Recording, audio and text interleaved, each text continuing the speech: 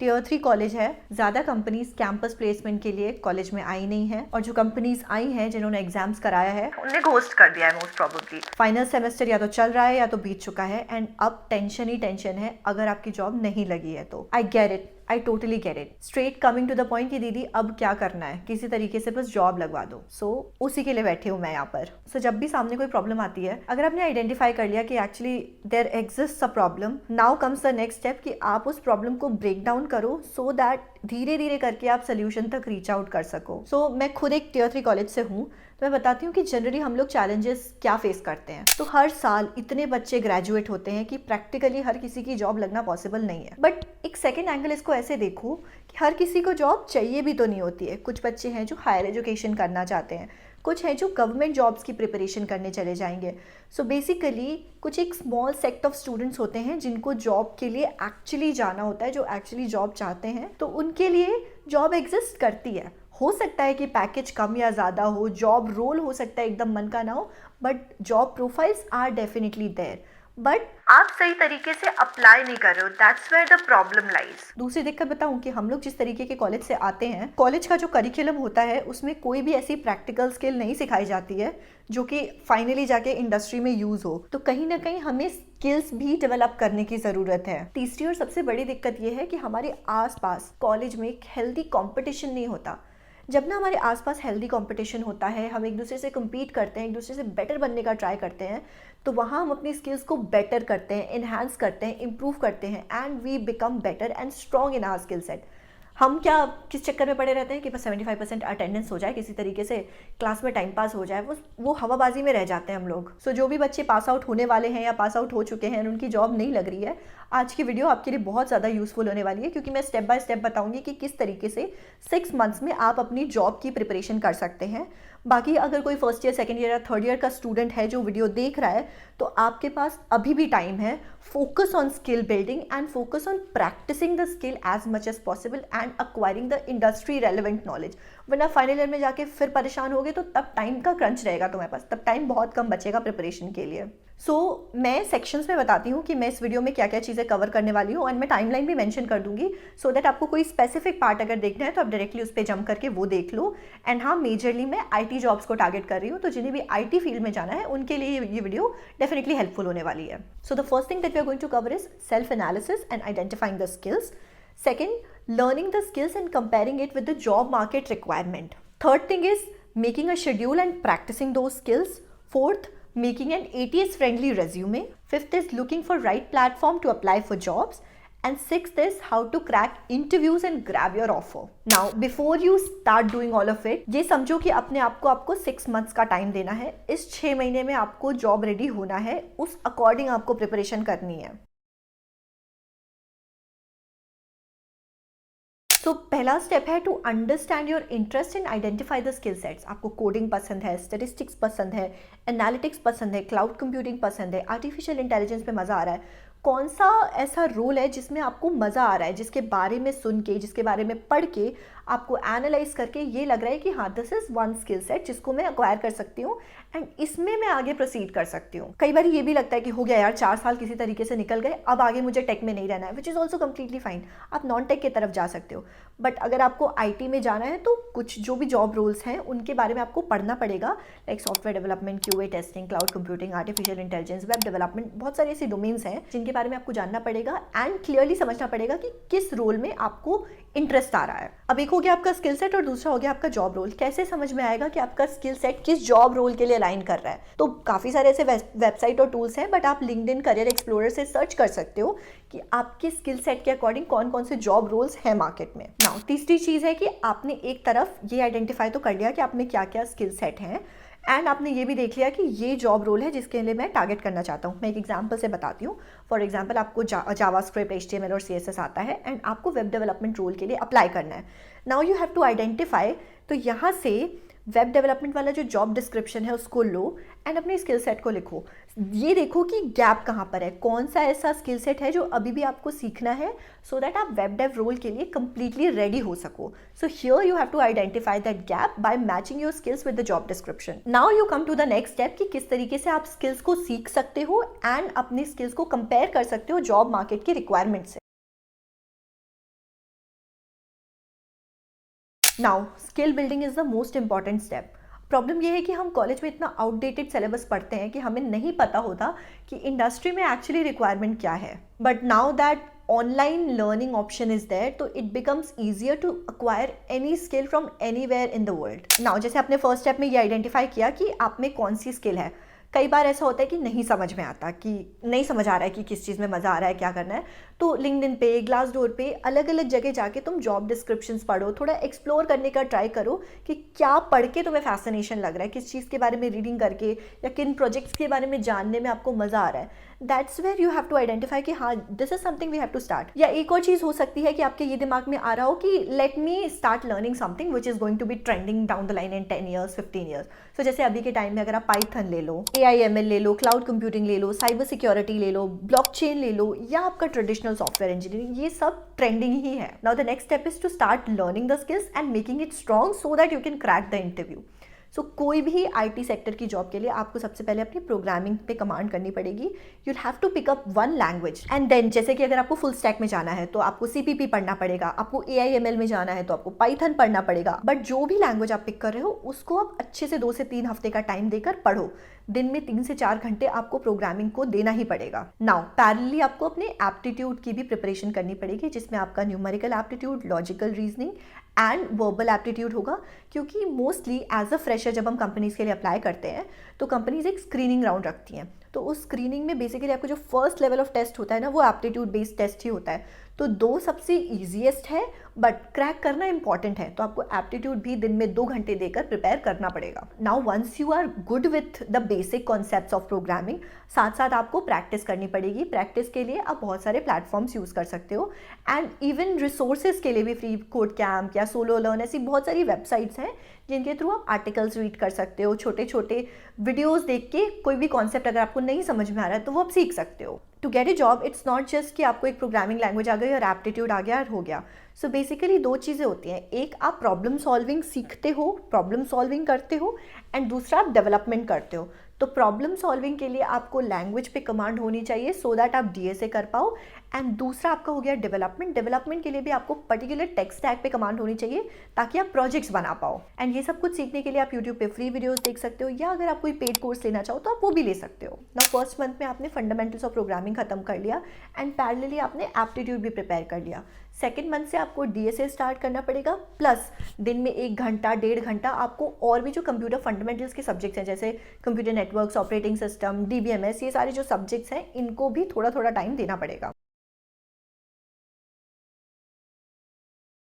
Now next thing is, since you have learn the skills, अब उनको practice करने की ज़रूरत है। प्रैक्टिस करने के लिए एक टाइम शेड्यूल होना बहुत ज़रूरी है।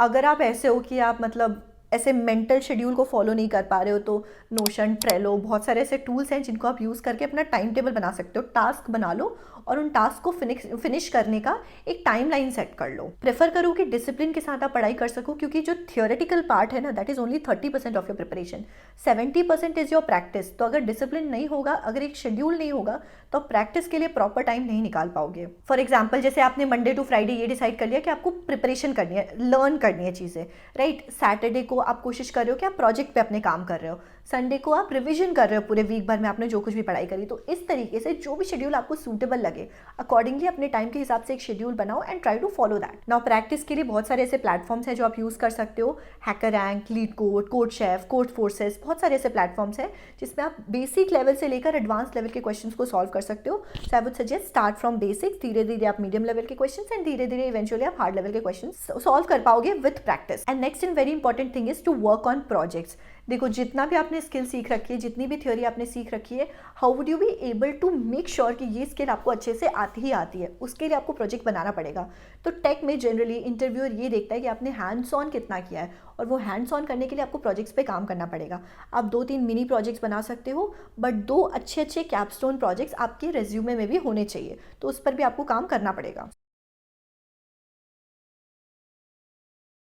Now, once your preparation is done, comes the next step, which is your resume building. तो resume बनाना important है, but साथ साथ ATS फ्रेंडली रिज्यूमे बनाना उससे भी ज़्यादा इंपॉर्टेंट है। नाउ अगर आपने 6 महीने पढ़ाई के लिए दिए हैं तो आपको मेंटली इस चीज़ के लिए प्रिपेयर होना पड़ेगा कि 4th मंथ से आपको कंपनीज़ के लिए अप्लाई करना शुरू कर देना है, यानी कि मिड 3rd मंथ में आपको अपना रिज्यूमे बना लेना है एंड 4th मंथ से अप्लाई करना स्टार्ट कर देना है। एंड एज आई सेड कि ATS फ्रेंडली रिज्यूमे होना बहुत ज़रूरी है, otherwise most of the times आपका रिज्यूमे ह्यूमन रिक्रूटर तक पहुंचता ही नहीं है। Now the first step towards making an ATS friendly resume is to add the job description keywords. How do you do that? तो जो भी जॉब्स के लिए आप टारगेट कर रहे हो उसका जॉब डिस्क्रिप्शन कॉपी करके किसी भी AI टूल पे, ChatGPT पे आके पेस्ट कर दो और उसको बोल दो कि आपको रेलेवेंट कीवर्ड्स निकाल के दे दे।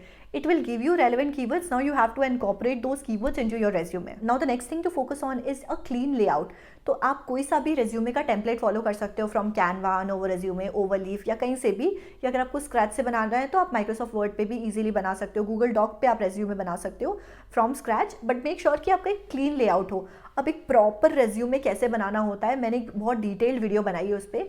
अगर आपने वो वीडियो नहीं देखी है तो इस वीडियो के बाद आप वो वीडियो भी देख लेना, मैं लिंक आई बटन में दे दूंगी। Now the next thing to highlight in your resume is your skills, achievements, projects and अगर आपने कोई इंटर्नशिप करी है तो वो भी। तो एक बात को क्लियरली समझो कि आपने कितना भी सीख रखा हो, आपको कितनी भी नॉलेज हो, आपने कितना भी हैंड्स ऑन कर रखा हो, अगर आप उस चीज को अपने रेज्यूमे में जस्टिफाई नहीं कर पा रहे हो ना, so no one is going to get to know that, because at the end of the day आपका वो 1 पेज का रेज्यूमे ही रिक्रूटर के पास जाएगा, जिसके बाद डिसीजन ये होगा कि whether that recruiter is going to give you an interview call और नॉट।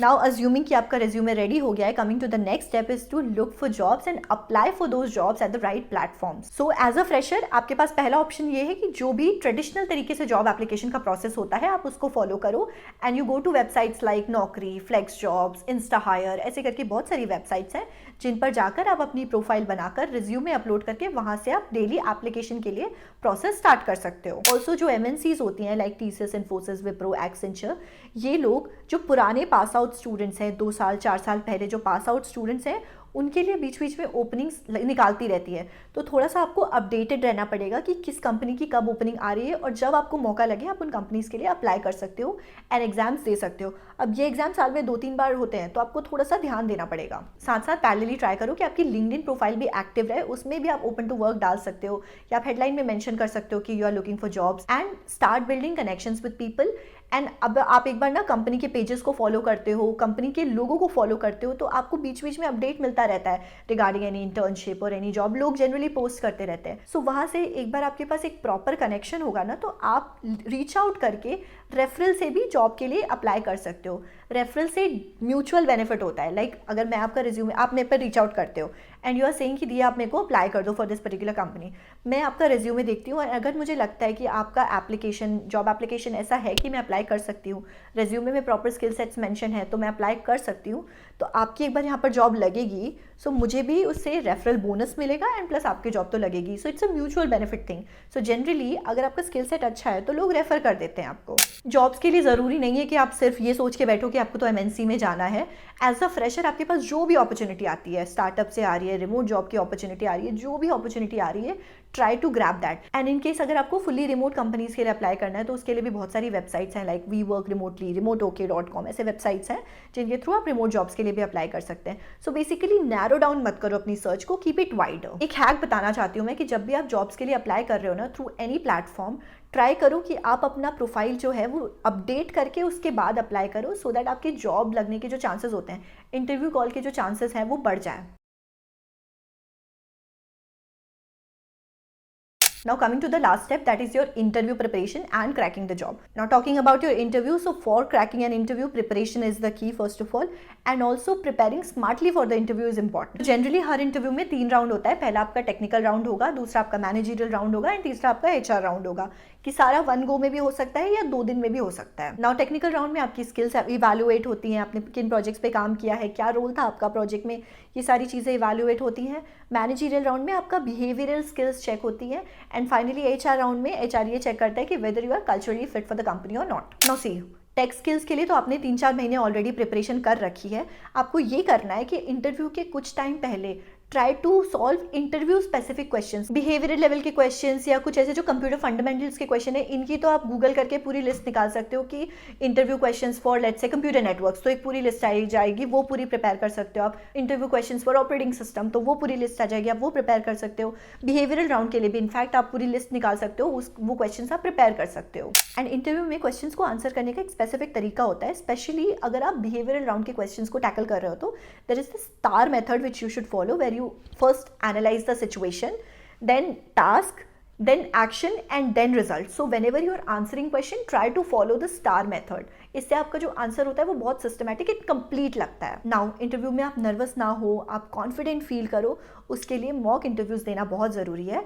तो आप प्रैम्प या इंटरव्यू बडी जैसी वेबसाइट से मॉक इंटरव्यूज़ की भी प्रैक्टिस कर सकते हो, क्योंकि इंटरव्यू में सिर्फ आपकी टेक्निकल स्किल्स नहीं चेक होती है, आपका कॉन्फिडेंस लेवल, आपकी कम्युनिकेशन स्किल्स और भी बहुत सारी ऐसी नॉन वर्बल स्किल्स हैं जो एनालाइज होती हैं। तो अगर आपने मॉक इंटरव्यू दे रखा है तो फाइनल इंटरव्यू के टाइम पे आप घबराओगे नहीं, आप कॉन्फिडेंट फील करोगे। Now once you get that interview call ना, तो पहले तो ये डर लगता है कि पता नहीं होगा कि नहीं होगा, इंटरव्यूअर क्या पूछ लेगा क्या नहीं पूछ लेगा। तो ये सारा डर मन से निकालो और ये समझो कि इंटरव्यूअर ये चेक करना चाहता है कि आपने स्किल्स सीख रखी हैं कि नहीं सीख रखी हैं, पहली चीज़।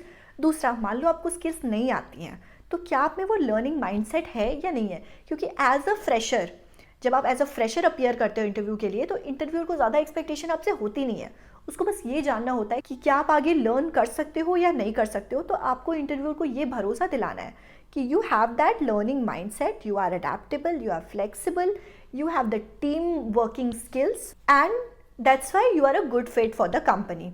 And ये सारी चीज़ें तब होंगी जब आपकी कम्युनिकेशन स्किल्स स्ट्रांग होंगी। So keep practising your communication skills also, because आपको कितना भी आता हो, अगर आप इंटरव्यूअर को कन्विंस नहीं कर पा रहे हो, समझा नहीं पा रहे हो, एक्सप्लेन नहीं कर पा रहे हो, there is no point of your skills learning. देखो ये जो पूरा प्रोसेस है ना, ये टफ भी है प्लस कंसिस्टेंट एफर्ट भी लगता है, लेकिन अगर आप कंसिस्टेंटली प्रिपेयर कर रहे हो, you have that perseverance, patience, demotivation नहीं हो रहा है, तो definitely you will be able to crack the job that you want to crack. And इतनी सारी ऑनलाइन रिसोर्सेज हैं, ऑनलाइन कम्युनिटीज़ हैं जो आपको डेफिनेटली हेल्प करेंगी अगर आप उनको राइट तरीके से अप्रोच करोगे तो।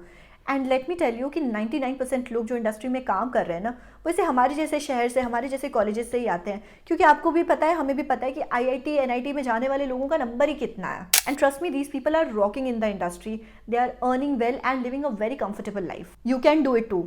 अपने ऊपर ट्रस्ट करो, कोई मेंटल ब्रेकडाउन नहीं, कोई स्ट्रेस नहीं, बस थोड़ी मेहनत सही तरीके से कर लो, डेडिकेटेड और फोकस्ड होके, डेफिनेटली हो जाएगा तुम्हारा। अब मैंने इस तरीके की काफ़ी सारी वीडियोस बनाई हैं। पहले तो अगर आपको रेज्यूमे अपना बनाना है तो उसकी वीडियो मैंने बताया कि मैं उसका आई बटन पे वीडियो मिल जाएगी आपको। साथ साथ आपको लिंक्डइन प्रोफाइल कैसे बनानी है, एक अच्छी लिंक्डइन प्रोफाइल बनानी है, वो भी मैंने वीडियो बना रखा है। कई सारी स्पेसिफिक कंपनीज़ का मैंने ब्रेकडाउन बताया कि किस कंपनी में किस तरीके के क्वेश्चन पूछे जाते हैं, पूरा पैटर्न क्या होता है, तो आप वो भी चेकआउट कर सकते हो। मैं उन सबका लिंक आपको दे दूंगी। बाकी अगर ये वीडियो अच्छी लगी है so don't forget to hit the like button, share it to your friends जो कि इस समय सेम सिचुएशन में है and they are feeling demotivated. And channel को सब्सक्राइब करना एंड बेल आइकन को प्रेस करना बिल्कुल भी मत भूलना to stay updated for my next videos. Thank you so much.